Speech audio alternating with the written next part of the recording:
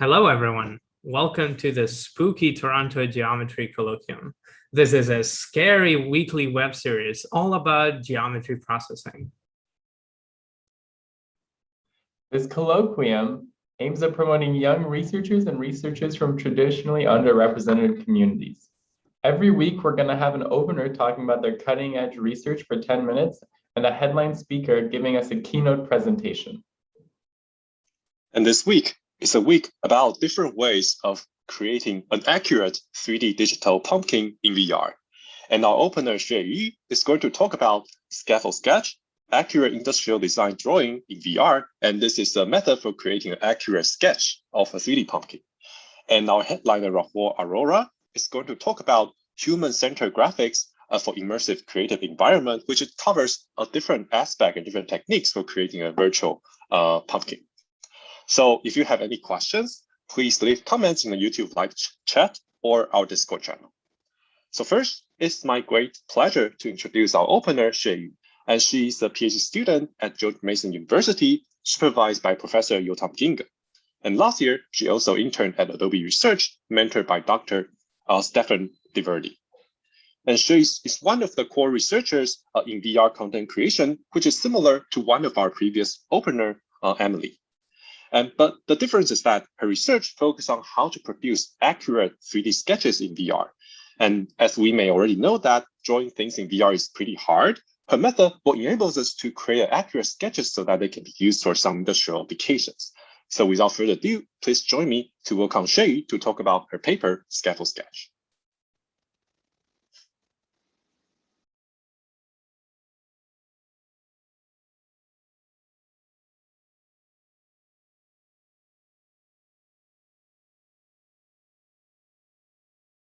So, hi, my name is Xue Yu, and I'm from George Mason University. As mentioned, my academic advisor is Yotam Ginga, and today I'm going to present Scaffold Sketch. This is a collaborated work between George Mason University and Adobe Research. And we also worked with a professor who teaches industrial design at Virginia Tech and Iowa State University. So Scaffold Sketch is a system that makes it possible to draw accurate 3D models in VR. People like to draw in VR because it is immersive and the output is in 3D, but it's really hard to be accurate. So here is me trying to draw circles in VR. Previous work, actually one of Rahul's previous work has already proved this. With no physical surface and more degrees of freedom, these all contribute to larger errors directly drawing in VR. So how do people draw accurately in 2D? We know product designers can draw very accurate sketches. And product designers, when they draw with pen and paper, they will first draw construction lines, or known as scaffolds. Then they draw the object shape on top of the scaffolds. The scaffolds will serve as visual guidance to make the shape strokes accurate. This is how industrial designers can draw an accurate trash can. As we can see, the drawing process, the lighter lines work as the scaffolds, and the actual shape strokes are the darker lines, like drawn later. There are also previous work studying or utilizing this scaffold plus shape way of sketching, such as analytic drawing and the OpenSketch dataset. So this come to us, like, can we follow this approach directly in VR? As we can see here, even with the help of the scaffolds, people still cannot draw accurately. The reason is the same as before. With more degrees of freedom, it requires higher motion control. If we look closer, we can see even the scaffolds are not perfectly aligned with each other. If we could eliminate these issues, we would have a nice way to draw accurately in VR. And there are also related work on this beautification or autocorrect. As just introduced, one of Emily's work is about this beautification in VR. We also learned from this existing work. And So there is enough structure in the scaffold and the shape strokes to autocorrect. The scaffold lines are straight lines with special relationships. So they can snap to each other based on the endpoints, directions, and lengths. And we also support tick on the scaffold lines to mark intermediate positions, as designers often do with pen and paper. So here is an example. The blank lines are currently existing scaffold lines. When the user draws a new scaffold line, we can consider these relationships with existing scaffolds. However, the relationships may conflict with each other. And previous attempts to resolve conflicts will often use heuristics or don't satisfy any. And we resolve with an iteratively reweighted least square scheme. The weights were updated after each iteration. The more satisfied constraints will be given higher weights, and the less satisfied will have lower weights. So in the end, the weights will be infinity or zero, that is satisfied or discarded for the constraints. For the shape strokes, they are normally smooth curves or lines attached to the scaffolds, and many attached to the key point, endpoints, midpoints, or the user ticked positions, and usually tangent to those points. For the same scaffold square, different user input will be autocorrected to different results. The shape strokes are autocorrected based on the scaffolds and the user's drawing, just like how the scaffold supports shape strokes in 2D. We also support space curves as shown here. And with more tick marks, the intermediate positions, with more tick marks as intermediate positions, the autocorrected result will also be different, like showing here. So once we have the beautified scaffolds, now if the user draw a shape curve, we can find whether the curve is tangent to the intersections. Thus, we could have the curve directions and positions at those key points. And the positions and the directions are fixed at those points, but we can change the magnitude of the tangents. Different magnitudes of tangents will give us different curves, like this one, or this one.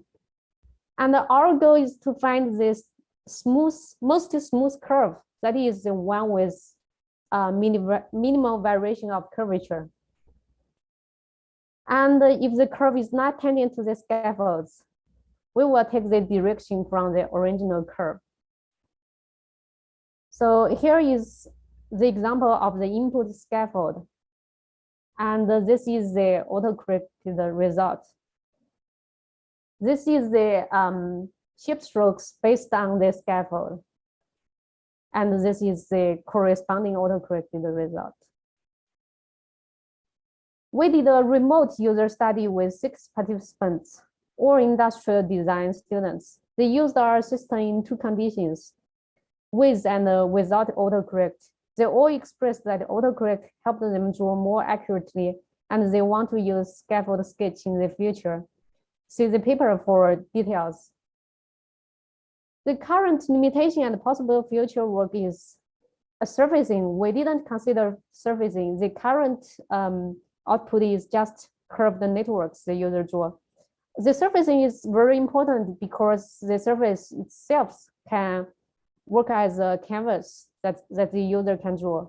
So if no surfacing, it's very hard to draw like details or some shading strokes. And another limitation is, since current shape strokes are guided by the scaffolds, the Scaffold Sketch don't support freeform strokes. In conclusion, Scaffold Sketch enables precise 3D curve drawing by decomposing autocorrect into scaffold and shape stages. It lets people transfer their industrial design drawing skills into 3D, and it resolves conflicting constraints with an iterative reweighting scheme. Thank you. Thank you, Xue, for the fantastic talk. And similar to previous weeks, we'll proceed to talk about headliner and have a joint Q&A near the end. So now it is my great honor to introduce our headliner, Dr. Rahul Arora. So he just graduated from our own DHP lab at the University of Toronto this summer, supervised by Professor Karan Singh. And during his PhD, he has made tremendous contributions in VR content creation. For example, he has worked on sketch interface in VR, or how to draw curved surfaces in VR, or even how to draw curves on surfaces, on 3D surfaces in VR. And his forward-looking research also made him the recipient of several awards, such as Adobe Research Fellowship or the Wolfgang Fellowship. And after his PhD, he will be joining Facebook Reality Lab to continue his exciting journey in VR content creation. And today, he will give us an overview of his journey on this topic with titled Human-Centered Graphics for Immersive Creative Expression. Now, please join me to have a warm welcome to our headliner, Rahul.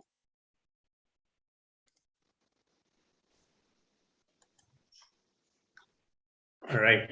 Thanks a lot for the introduction, Derek. It's a great pleasure, and I mean, it's an honor to be here. I've watched so many really cool lectures in this colloquium, so it's great that I'm presenting here as well, and I hope people can learn something about VR creation.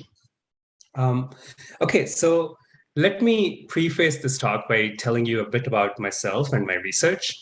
I was born in India, and as a child, I really liked computer games and software like Photoshop. I was really impressed by what all you can achieve in 3D creation and 2D creation. So I did an undergrad in computer science and engineering at IIT Kanpur from 2010. And then there I got interested in doing research in interactive computer graphics. And so I continued on, sorry, one sec.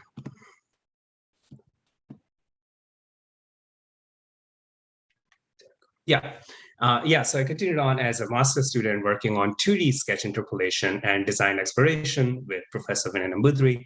I also spent a bunch of time in France at INRIA working with my co-supervisor, Adrien Rousseau, who I collaborate with still, so that's awesome. And then during my PhD at U of T, my advisor, Professor Karan Singh, he was involved in a VR startup, and we had a lot of equipment in the lab for research, for VR and AR, which got me really interested in the use of this new media for this new technology for creation. And that's what I ended up working on over the last five and a half years. And I graduated this summer, as Derek already mentioned. And soon I'll be joining Facebook Reality Labs in New York, where my focus will be a little bit more towards the core interaction techniques for future VR and AR devices. But today I'm going to talk about this work, the work I did during my PhD thesis on immersive creation at the University of Toronto. So let's get started. Let's start with something very basic, a sort of high-level concept that is creation. As humans, we like to create stuff, right? And creation is the process of externalizing an idea. You have some thought process, you have a thought in your mind, and then you realize it as a real-world artifact. And because my focus is on helping people express themselves visually, this externalization is something like a painting. And a typical purpose of this creation process is being able to communicate this thought or this idea that started out in our mind. So really, creation and communication are tightly interlinked with each other. And when we start to think about digital creation on a computer, the main thing that changes here is the tool that we're using, right? So for a painting, a computer now takes up the role of real paints and paintbrushes that you use in the physical world. But the key process, the key purpose of creation remains exactly the same: communicating this idea from one person to another, or simply externalizing an idea, self-communication, right? It doesn't have to be meant for a particular audience. Externalizing an idea helps the creator understand it better themselves. It gives them pleasure, and then it helps them concretely see what this abstract mental image may have missed. And ultimately, this process of creation enhances the idea itself. And on the other hand, from such self-communication, digital creation is about communicating creative ideas to a broad audience. And That's where it really excels compared to physical creation. And therefore, as computer scientists, when we design creative tools, we have to think about how a lot of humans are involved in the creative process.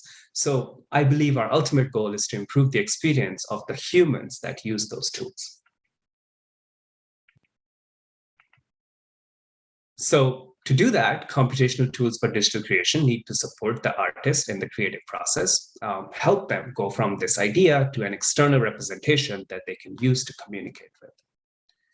Creation tools should help people externalize their ideas in new and interesting ways. That is, the tool itself should help expand the vocabulary of techniques that the user has for expressing themselves so that they can choose the appropriate representation for the task at hand. And ideally, we would also like our creative tools to understand how other humans are going to perceive these digital creations so that the tool can help the creator inform their process as well.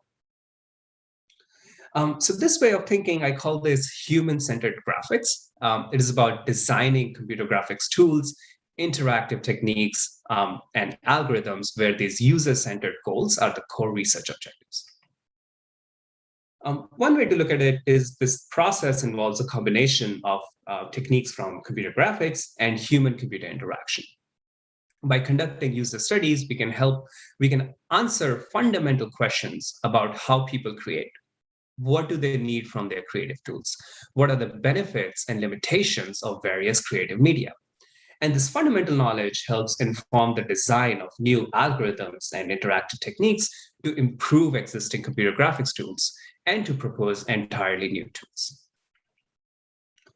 Okay, so these are fairly lofty goals. Let's keep them in mind, but let's start to talk about something more concrete, immersive creative expression. What do I mean by that? So concretely, when I talk about immersive creation, I mean creating in a space that surrounds you, that you are immersed in. So I'm going to focus on creation where an artist or designer uses 3D stereoscopic displays and 3D interactions. This is in contrast to how most artists or how most people in general have been working for decades on a desktop. Typically, both our display and interaction technologies are two-dimensional. And this is true even when people are creating 3D artifacts. But in spite of the challenges of interacting with a 3D world only through a 2D window, that is 2D input and output, people have created amazing things on a computer, and we see all these amazing artwork and games which inspire us. This is possible because a lot of effort, research effort, engineering effort has gone into building the interfaces that allow us to navigate complex 3D worlds using our two-dimensional tools. A lot of powerful, non-trivial algorithms that interpret 2D inputs and put those 2D inputs in 3 dimensions. And we have visualization methods, visualization techniques that aid perception of the 3D content. Still, we have to remember that doing all this creative 3D work exclusively with 2D interfaces and devices is not inherently natural and may even just point to the limitations in our digital technologies. Because out in the physical world, humans have not limited themselves to 2D media such as pen and paper. We use that a lot, but that's not the only thing we do. We have been creating directly in 3D for millennia, making pottery, sculptures, modeling with clay, etc. So with VR and AR, these are now mature technologies that there's finally the promise of the virtual world mimicking the real world. That is, our digital tools matching up with the physical. So the question is, should that be the main goal of immersive creation? We should bring digital creation as close as possible to the physical 3D tools? Partly, yes, but I think we can actually do better, because the virtual world is not limited by the constraints of the physical world. With modern VR and AR devices, we have a groundbreaking capability for creative tasks. That is, we can draw directly in 3D. And as a computer graphics researcher, I see this as an amazing opportunity to help people create in whatever way they like, while setting them free of the constraints of our physical world. But that does not mean that the ability to create directly in 3D has now made artists' lives all unicorns and rainbows suddenly. All the problems in 3D creation do not get solved by just moving our input and output devices out into the third dimension, right? This 3D interaction paradigm also has some limitations and needs thoughtful design of tools to achieve a sort of dream of ultimate creative freedom. So let's put this more concretely. We want to understand how usable modern VR and AR hardware is for 3D creation, and we want to explore the novel creative possibilities. So to answer these questions, I started to explore sketching tasks in virtual reality. We first invited some artists and designers to our lab. These professionals had vast experience with desktop creation tools, but in the lab, we got them to use a fairly new at the time commercial VR sketching tool called Tilt Brush. As we kept conducting these sessions, it became clear very quickly that drawing precisely in VR was pretty difficult. These artists had trouble controlling their strokes. They started to feel tired if they were sketching midair for an extended period of time. So from these observations and from interviews with the artists, we were able to draw some pretty interesting insights. One unexpected thing was that participants talked about 3D drawing being even less forgiving for inaccuracy of lines and features than drawing on a plane. And the reason was when a person sees a 2D sketch, they are performing an interpretation in their mind to convert it to a 3D object. But when you are directly looking at a 3D sketch, you don't need to perform such a mental leap, right? So there's very little scope for mental correction. So precision becomes really important. Another thing many of these professional participants wanted to do, they wanted to have the notion of concrete surfaces to project their strokes onto. And this makes sense because most of the time when we are creating 3D objects or 3D scenes, we don't want to just draw some arbitrary 3D strokes. Almost always, there's a notion of a surface that we are trying to depict, even when we're only using curves to do that, because real-world objects are typically not made up of one-dimensional entities. And the third problem we observed was the perception of depth. Participants were not as accurate as they wanted to be simply because it's hard to judge depth precisely in VR. When you don't have a lot of context around the sketch curves, compared to the real world, it can be more challenging. And sometimes they didn't realize it quickly because a sketch might look perfect from their current perspective, but if you look at it from a different point of view, it may be hiding a lot of 3D inaccuracy. So now we wanted to delve deeper into these observations and measure the effect of individual factors which cause this inaccuracy. We wanted to quantify these inaccuracies and compare them to the sort of baseline inaccuracy in 2D drawing. So we set up a pretty simple quantitative experiment. In this experiment, we asked people to draw some canonical shapes, which are lines and circles, in 3 different conditions. We had a traditional condition where people were asked to simply draw on a physical 2D surface. So this is similar to what most people are used to. Then we had a VR condition where they would draw the same strokes, but they would now draw it midair. So there's no physical support, and they are wearing a VR headset. And we also had a hybrid condition because 2 things changed going from traditional to VR. So we had this sort of in the middle condition where they would draw on a physical surface, but while wearing a VR head-mounted display. In VR, they would see a rendering of this drawing plane. So this helps isolate the impact of the visual factor, that is the difference between the real world and the VR rendering, and the physical factor. In addition, we also varied the orientation of the plane that they were drawing on, because in VR, you can draw in any orientation. So it's interesting and important to understand if any specific drawing orientation exhibits higher inaccuracy. So the results on the first factor, we see that there was a statistically significant difference between all the 3, with midair drawing in VR being the most inaccurate. And for the second, the orientation factor, we observed that the unnatural drawing plane orientation, which we call sagittal or sideways, like you're drawing on a plane parallel to your body's plane of symmetry, that plane shows much higher inaccuracy. So practically, what can we do with this? We can make 2 high-level comments at this point. That is, either getting rid of visual degradation or adding a physical surface to draw on can improve sketching precision. And the second thing is that maybe drawing in all sorts of weird orientations, while it's possible, maybe it's not a great idea. And if we can nudge the user away from those orientations towards the more accurate drawing orientations, that can be useful.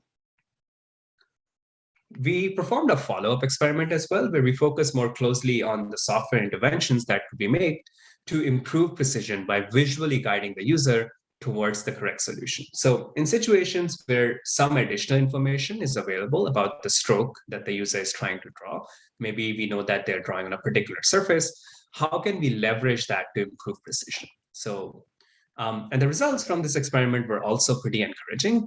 In situations where such additional knowledge is available, visual guidance can actually help improve precision. From here on, we summarize the overall inference from these user studies into a set of design guidelines for VR sketching tools of the future. As we saw in the first study, physical surfaces can still be useful, and incorporating them in immersive design tools can help. They don't need to be fancy robot arms holding big whiteboards, but any physical surface can be useful.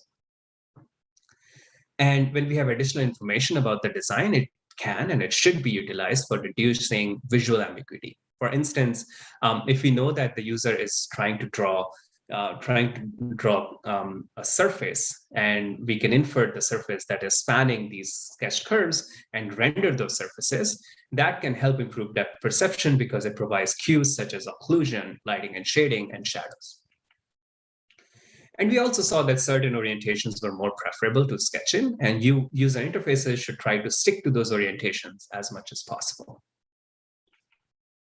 Okay, so recall I talked about what goes into the design of desktop interfaces for 3D creation. And with the experimental results and the design guidelines we just saw, those point to similar considerations in the design of immersive creation technologies. In immersive tools, we need interfaces for interacting with subspaces of the 3D world. We need algorithms that interpret and correct 3D inputs to reduce inaccuracy. And the third point about visualization aids basically remains the same. And as I go through the talk, you'd see these steps appear at various points of time. Let me now describe a sketching tool we built using these guidelines. We call it Symbiosis Sketch. The goal of the system is to combine the best features of 2D sketching and 3D sketching into a single package. So we want to achieve a symbiosis of the two sketching paradigms. But why would we want that? So I discussed the problems of 3D sketching at a fundamental level, but let's compare 3D and 2D sketches and see why we would want to combine these two together. If you look at this drawing on the left, you can see that for the 3D artist, depicting depth is trivial because you can draw anywhere in any orientation as you want. If needed, lighting and shading can be automatically computed because you have 3D geometry. And the artist can be immersed in the scene if you're using VR or AR, and they can judge scale relative to their own body proportions, which can be very helpful. But the 2D artist has some benefits as well, which are not present in 3D. They can draw with much more precision and control and use that to draw small details, texture, and architectural embellishments. And the ergonomics are much nicer, right? In 3D, without appropriate computational supports, these fine features are extremely difficult to draw. And even in coarse surface depiction, you're left with these undesirable gaps. So what can we get if we intelligently combine these two? We can have artwork and designs that display a sense of scale, surfaces that richly use the 3D world, along with details and textures. So how do we achieve this?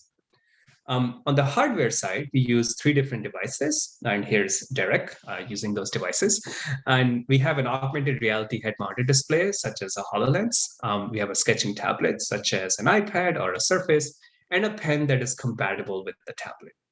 In addition, the pen is tracked in 3D using a motion capture system, but the technologies for 3D tracking have been improving really rapidly. And maybe if you do it today, you don't need a motion capture system. And on the software side, we define some new user interactions. I'll just talk about the most important ones here. So the user can freely sketch midair, obviously. But in addition to simply sketching 3D curves, the mid-air strokes guide the creation of height field surfaces. The user can then draw comfortably on the tablet to project strokes onto the surface. And the fact that we use augmented reality here is pretty crucial, because the user is able to see and therefore use the full resolution of the drawing tablet. So in VR and AR, we just don't have the same resolution that current desktops and other display technologies can provide. Also, because the AR glasses allow the user to see the world around themselves, they can incorporate physical objects in a design as well. And here's one example. And you can see all these tiny strokes showing details that really add a lot of expressiveness to the artwork. These small strokes can be incredibly tiring to draw in 3D. They can be very hard to control. So being able to draw on planes and height field surfaces can really help to add these details, as you can see the rotors or the textures on the helicopter. We also conducted a user study where we invited expert designers and artists and asked them to evaluate the tool. Here's a result created by a participant. And let me pause here to give myself a bit of a break, and I can keep showing a couple more results.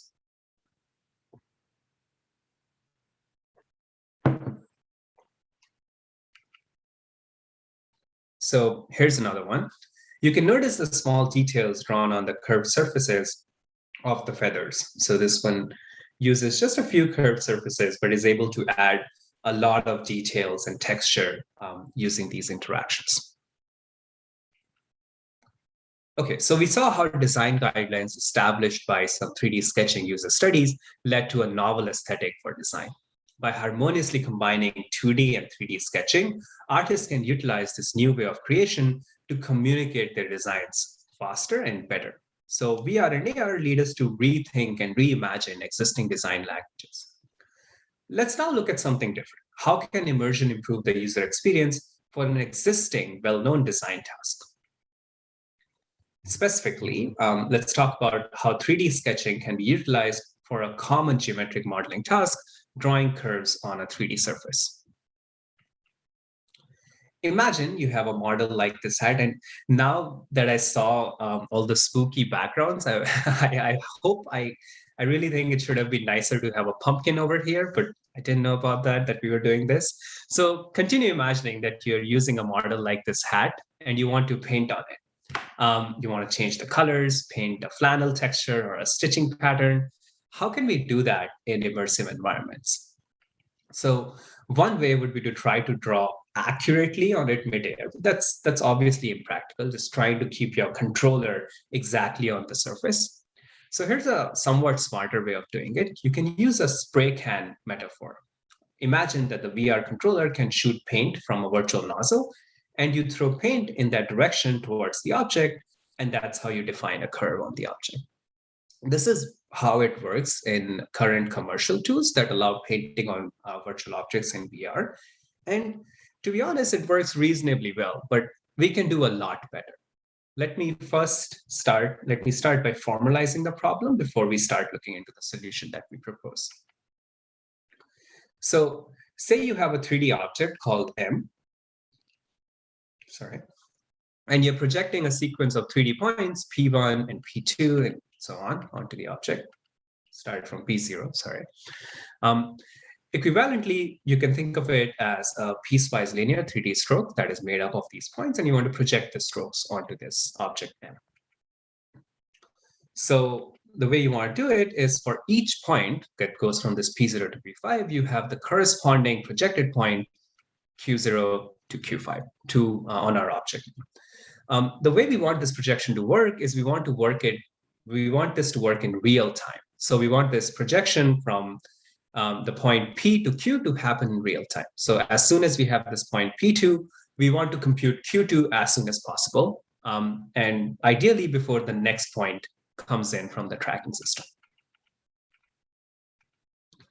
Okay, so that's the problem we're trying to solve. Let's see what the issues are with the spray can technique. So one of the problems with the spray can method is that you might move your stroke in 3D, that's you're moving your controller slightly, And the resulting projection can move a lot on the surface.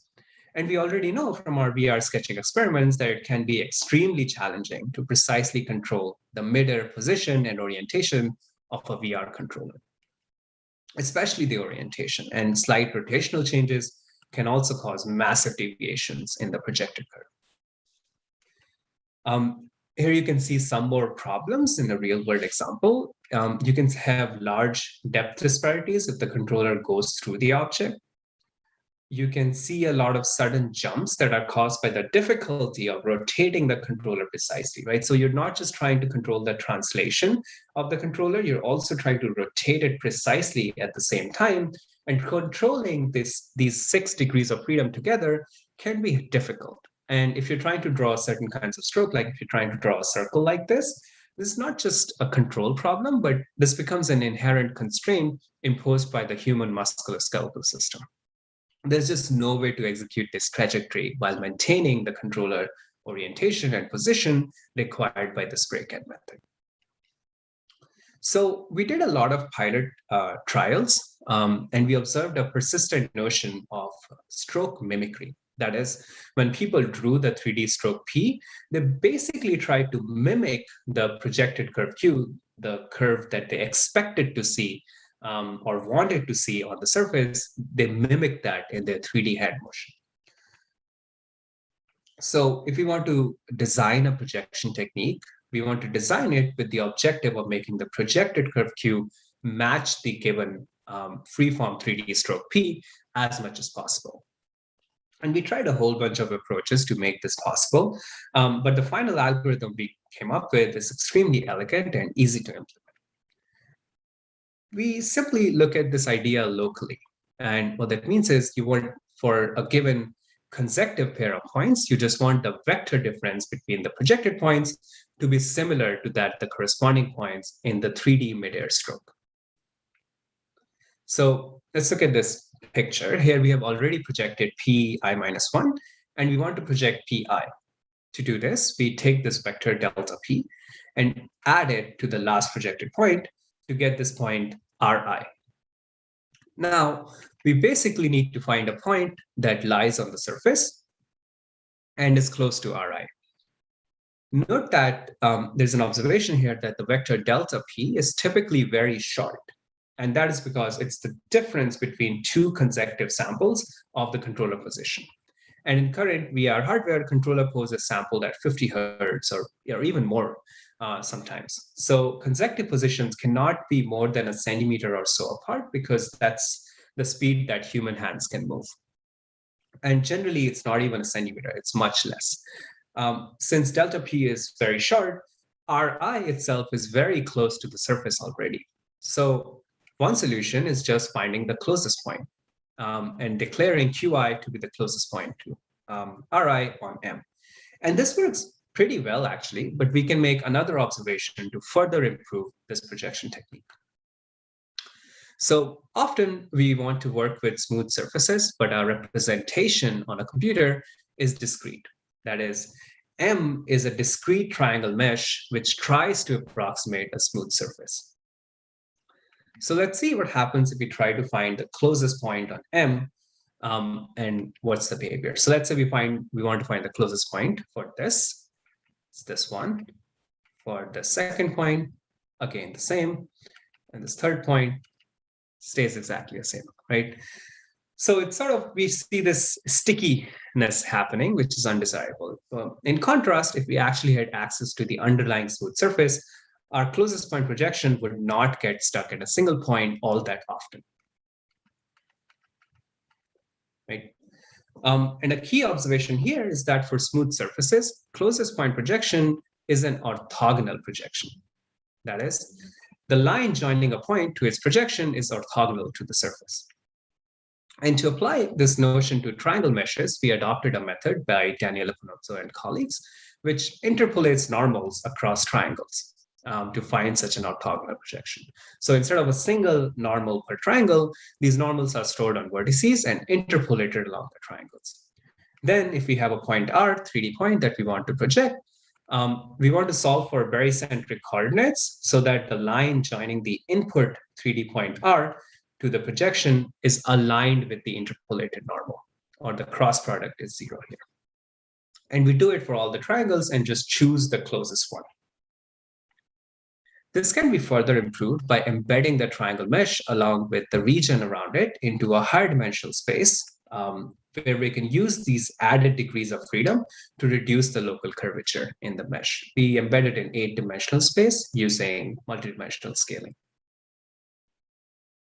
Now, any point that is close to the mesh, such as our point Ri, because delta P is small, it will lie around this thin shell, and we can simply replace our closest point projection with this improved projection, which we call smooth closest point. And armed with this stroke mimicry technique, we can paint textures to create artwork like this Spider-Man bust.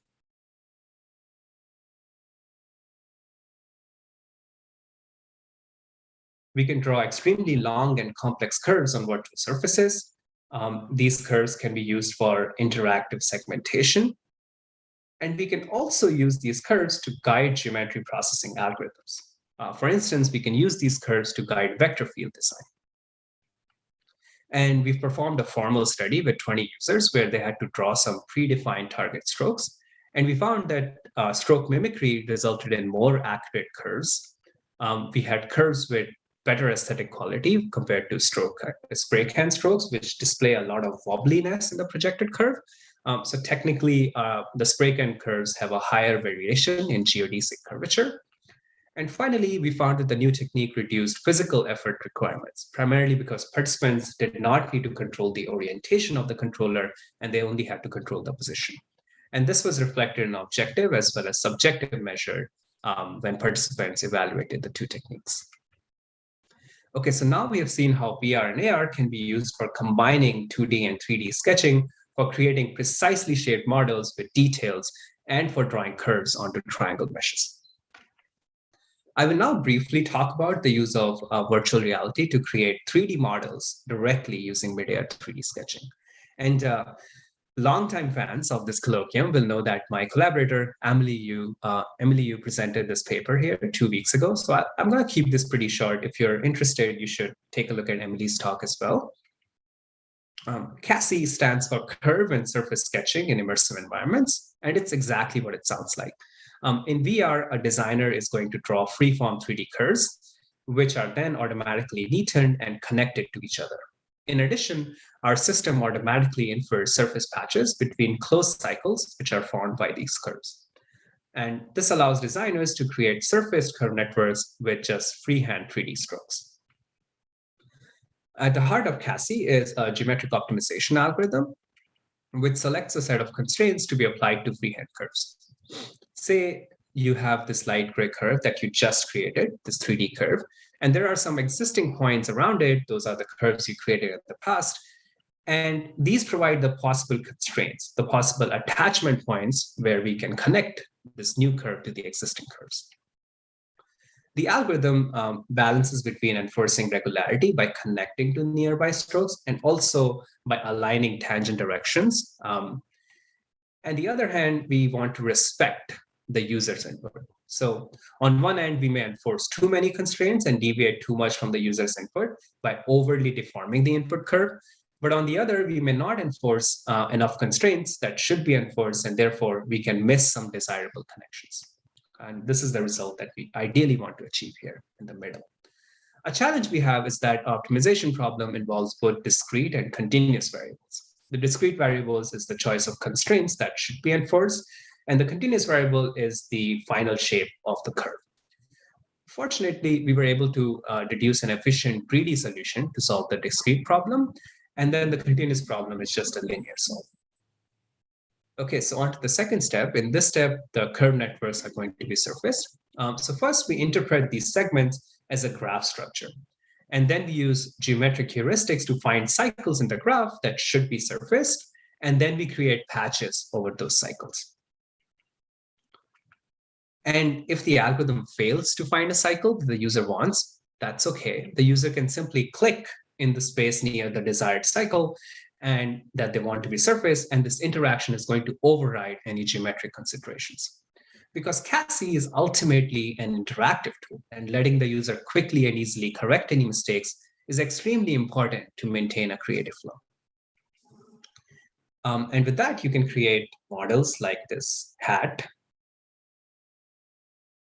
You can create cars, very interesting free-form buildings. You can go a bit meta and create a head-mounted display while wearing a head-mounted display. These objects can be used for further refinement in downstream applications as well. Okay, so now we saw how an investigation into the usability of virtual reality and 3D interactions for sketching led to 3 distinct design applications. This human-centric design process can be applied to other domains of digital creation as well. And to illustrate that, I'll talk about a fairly different domain of immersive creation, animation, where we use a similar approach to design a gesture-based 3D animation tool. And here we are motivated by the overall complexity of digital animation tools on the desktop, which leads to a fairly steep learning curve. In contrast, immersive animation using hand gestures has the potential to be extremely fun and playful. So let's look at a simple example, how hand gestures can be expressive.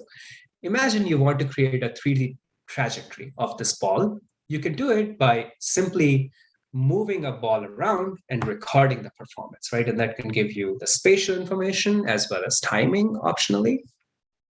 If you want to deform this object as well, you can just squish it or stretch it using both your hands. So the immersive medium in this way can be used for extremely intuitive and fun interfaces for animation authoring. To investigate this more formally, we conducted something called a gesture elicitation study.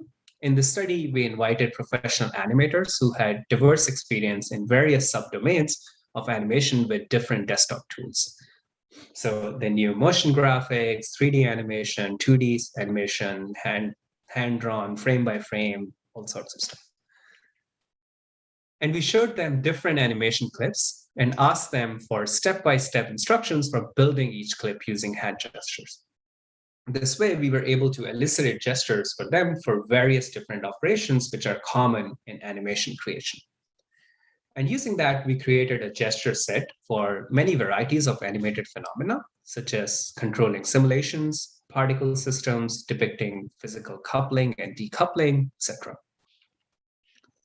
And then based on the study findings, we built a prototype animation tool called Magical Hands. In this tool, we focused on the use of gestures to control particle systems. So we studied a lot of different phenomena, but we built a tool focusing on a subset, that is particle systems. And I'm going to show one example to showcase the expressivity of mid-air hand gestures. So here's the particle system. The widget, this black object is a widget for a particle system. The user can select it and then use a two-handed gesture to define the direction and speed of particle flow, as well as how they spread away from the emission curve. They can point into the cone and move their hand to impart noise to the particle system. And they can use a spiral motion gesture by simply pointing and moving their hand to add this spiral motion. And doing all of this on the desktop would have required manipulating many different widgets and sliders and whatnot. You may have been more accurate, the overall control would have been more, but with hand gestures, you can get a lot done very quickly. And here are some other animations created using Magical Hands. Again, we're going to focus here on particle systems as well as direct manipulation of objects, moving them around or rotating them, etc. And the system supports frame by frame as well as keyframe animation.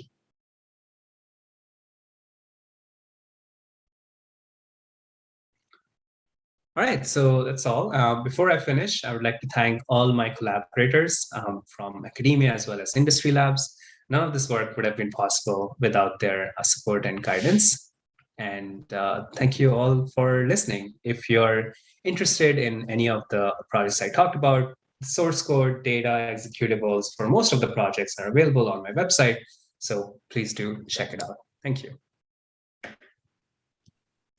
Thank you, Rahul, and thank you both for the great talks. So we'll now start our joint Q&A session for both speakers. And in the meantime, please feel free to keep posting questions on YouTube or on Discord channel, and we'll try to get as many of them as possible. So let's give Rahul a short break. So we start with a question for Xue. So the first question is that in practice, do people actually use, for example, a curved scaffold in like even in the 2D interface, for example, using a circle as a scaffold instead of like straight lines or squares, something like that? From my observation of the drawing videos, I saw like most of the time the scaffold are quite simple straight lines with those relationships as I mentioned. But I would say it's possible there are cases like once they finish the curve and then they use the curve as a scaffold. But we didn't implement that in our project. But I think it's possible. Maybe sometimes people will do this. I see. Okay, thank you for the answer. So the next question is for Rahul. So this is like perhaps more like a background question. So in the VR application, how people usually pick the depth when you draw a sketch without, for example, without an underlying 3D surface? You just draw it directly in 3D, right? So that's implicitly giving you the depth.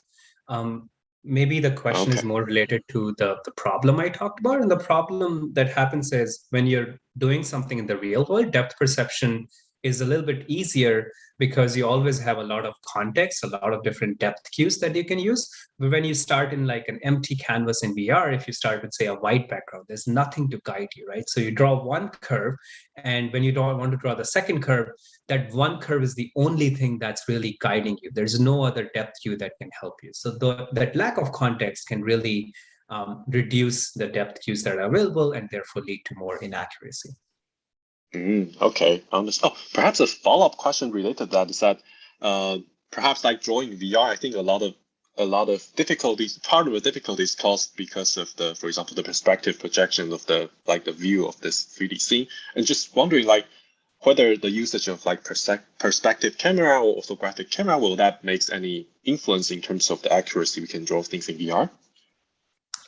I'm not aware of anyone who has tried to use orthographic projections because I think it can be very weird because you're immersed in a scene. So you sort of expect some sort of real world experience. If you're using orthographic projection in virtual reality, I don't know how that will really look like, but I think it can be very, it can give you a lot of motion sickness. That would be my guess here. That makes sense. That makes sense. Thank you for the answer. And the next question is for Sherry. And is that are there other snapping operations people have considered in the traditional 2D sketches? For example, making sure the resulting shape is like symmetric. And like is there these type of snapping operations that you haven't considered in your scaffold sketch? Currently, the scaffold sketch consider like really simple snapping, just with respect to those key points. So, but I think it would be very valuable if we can consider those geometric characteristics such as symmetry. But currently, it's very simple, just the key points we are considering. Yeah. Understood. Okay, thank you for the answer. And the next is for Rahul. Like you mentioned a couple times in your talk that the difficulties of drawing things in VR partly is because we have a lot more degrees of freedom. We have both the position and also the orientation of the controller. But we're wondering, like, have people considered to just reduce the degrees of freedom? For example, you ignore the orientation of the controller and just care about the position. Will that make any difference in terms of like drawing accuracy? Yeah, I mean, well, I think it has to vary a lot from depending on the application that you're trying to target, right? I already talked about one application where reducing the degrees of freedom is really useful, right? So when you're drawing So I gave the example of drawing on a surface, right? And that's a 2D manifold. You're trying to draw on that. So ideally, you would want 2 degrees of freedom to do that. Why do you need 6? And I would say we effectively reduced that to something like 2.5, which is not a formal thing to say, but you definitely reduce it to 3 because we ignore the orientation of the controller completely. But even any translation you're performing orthogonal to the surface is effectively ignored as well. So it's getting very close to providing 2 degrees of freedom. So I would say it depends on the operation. And yes, if you don't need the additional degrees of freedom to perform the particular operation, take those away. Just use the important ones. But when you're trying to just draw simply freehand in 3D, it can be hard for the algorithm to judge when the user is trying to reduce the degrees of freedom, right? When the user wants to work on a subspace. And that's where algorithms like Cassie and Scaffold Sketch come in, which can help make that deduction. Understood. That's really insightful answer. And the next question is for Xue Yu, is that in the Scaffold Sketch, that the method relies on like the scaffold to guide the drawings, right? And we are wondering like how difficult it is to create some accurate scaffold lines in the first place. For example, is it difficult if I really want to draw a perfect square to guide my future drawings? Actually, it's quite simple. This scaffold building, like as we mentioned, all the relationships, like the sameness, perpendicular, parallel, and the point snapping will make it quite easy to create those very accurate scaffolds in the beginning. And we also validate this in our user study that they do like the scaffold autocorrect process a lot. That is like the autocorrect basically like do what they intend and finish that task very well. Yeah. Oh, that's good. And perhaps a follow-up question, since you mentioned the user studies, that in the user study did the user have any difficulties in creating the exact shape they want because of the constraint you have on scaffold? For example, would they, for example, they want to draw some curves in the VR, and then they always snap to the curves that they don't want. Is there a case that happens? Yes, there are some situations this happens. I think this happens with a lot of like beautification algorithm, like especially if you use some fixed constraints. So like for the detail strokes, some user want to draw that might do not meet their expectations. So we also implemented like an undo function and a zoom in so they can enlarge the object to like draw some details.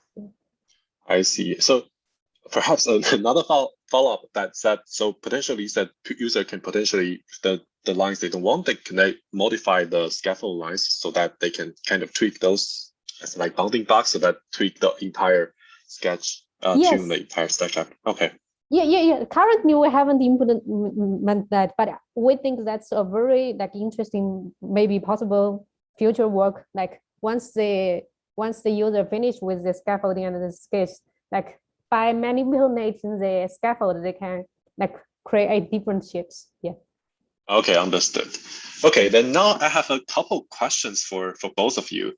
So first, let's start the first question for both of you is that like almost all of us grow up in drawing directly on some rigid 2D interface, and we suspect that may be the reason why we feel like drawing things in VR, drawing things in the mid-air is pretty difficult.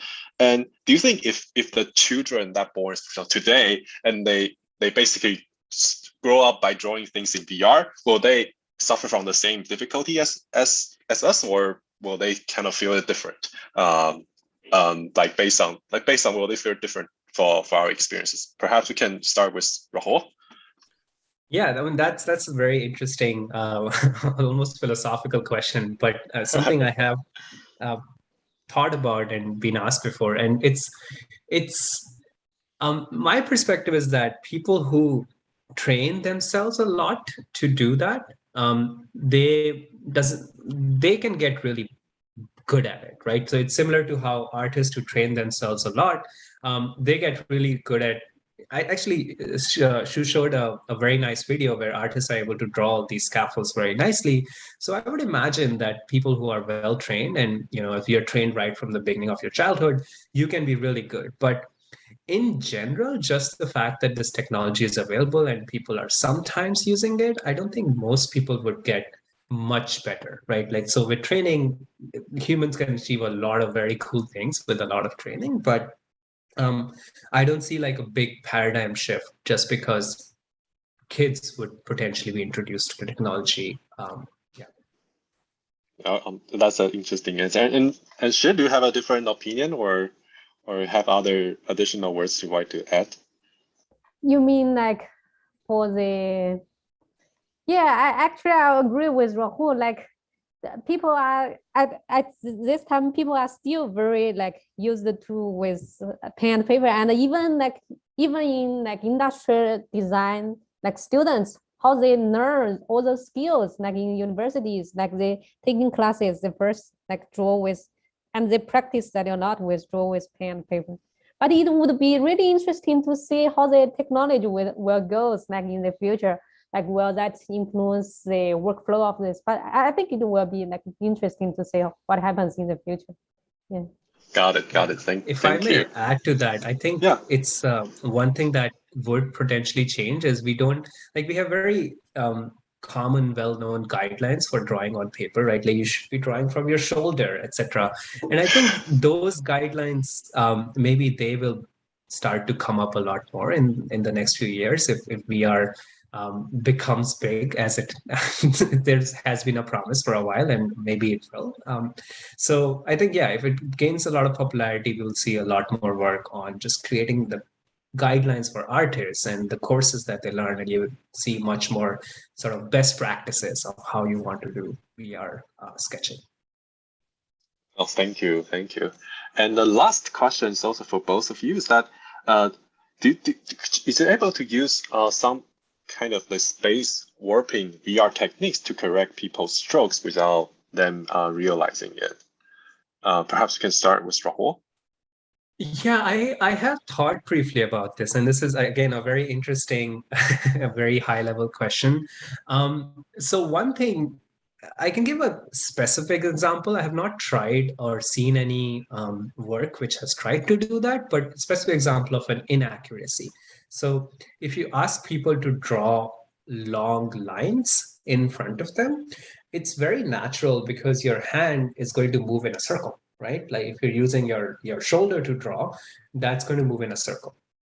But to draw a straight line, you have to control all the muscles, right? You would be using your elbow for sure. You might be using your wrist. And controlling all of those together in a perfect way to create a line is more difficult than just drawing a circular arc. So things like that can potentially be corrected just by like space warping and showing people already that, I'm just like, you're this sphere, sort of an egocentric sphere, you're trying to map it to some more linearized space, reducing the curvature of that thing. Okay. Shi, do you have a different thoughts on that? Yeah, actually doing this project, there is always like how much we should autocorrect for for the user. Like there is always like a balance between also I saw that in Cassie's paper, like there always need a balance between like the beautification and the user input. Like, yeah, this is kind of too high level. Like, yeah. Thank you. Thank you for the answer, and I thank you both for like this very interesting discussion. So I know this is over time. So if you still have more questions, then please feel free to leave those questions in the Discord channel. I believe the speakers will be happy to answer your questions offline in the Discord. So now, thank you everyone for joining this colloquium, and let's thank our speakers again. And we also want to thank our artist, Genevieve Sims, for making the fantastic poster for this week, and see you all next week.